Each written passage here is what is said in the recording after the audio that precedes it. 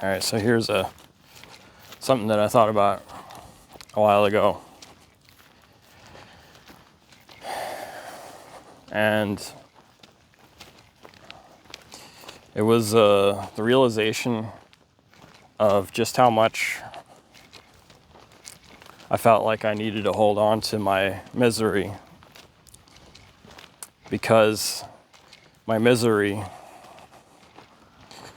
was gonna be somehow the currency which I would use to buy back my happiness, which is kind of an interesting, logical assumption to make. It's like if you have enough misery, somehow you can turn that misery into happiness if you somehow tell the person who made you miserable how miserable they made you, that somehow like they're gonna reimburse you for like the misery that you suffered for their benefit. And so I think this is it sounds kind of ridiculous when you think about it, is that we use misery to gain some kind of benefit. But I think this is how most people actually operate in relationships, particularly when they feel like they're not like the dominant person in the relationship. They sort of like stuff their feelings. And I think a part of what keeps them in those kinds of relationships is that they feel like if they suffer enough at some point, it'll become worth it. But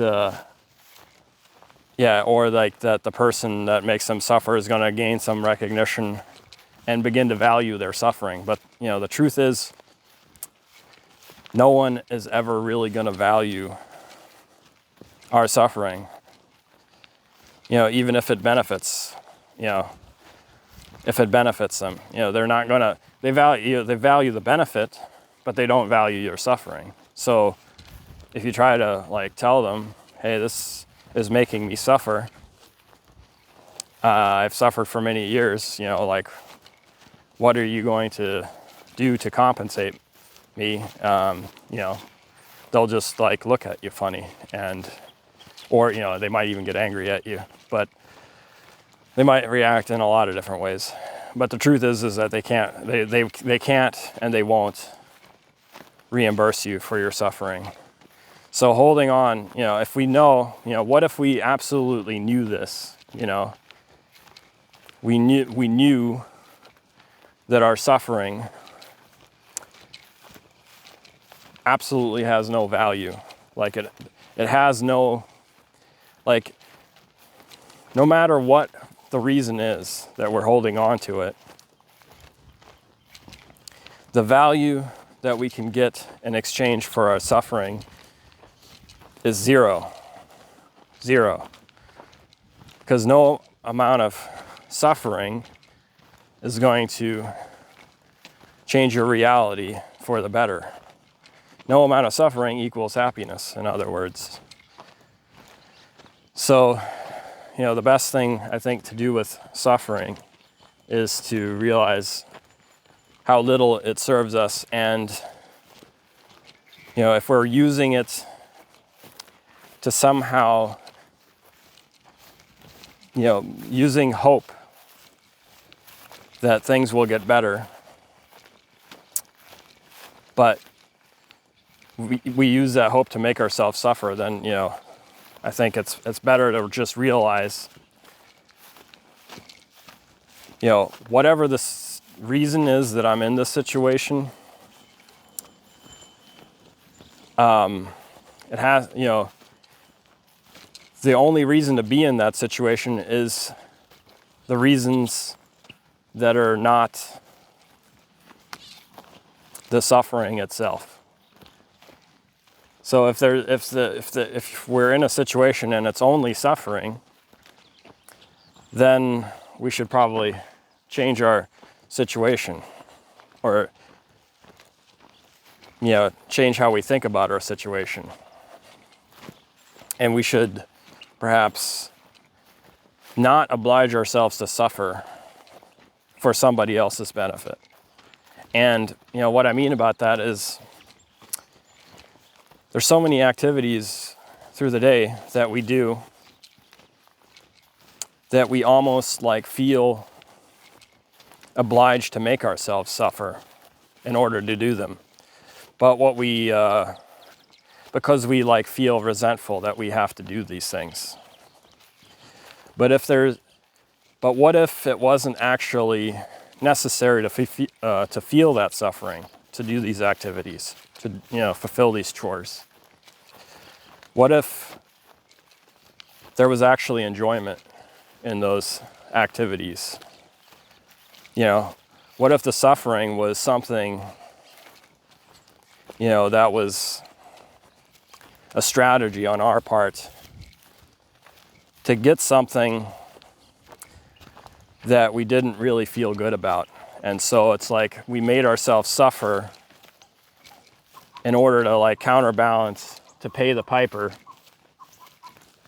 on, well, if I'm not allowed to have this unless I suffer.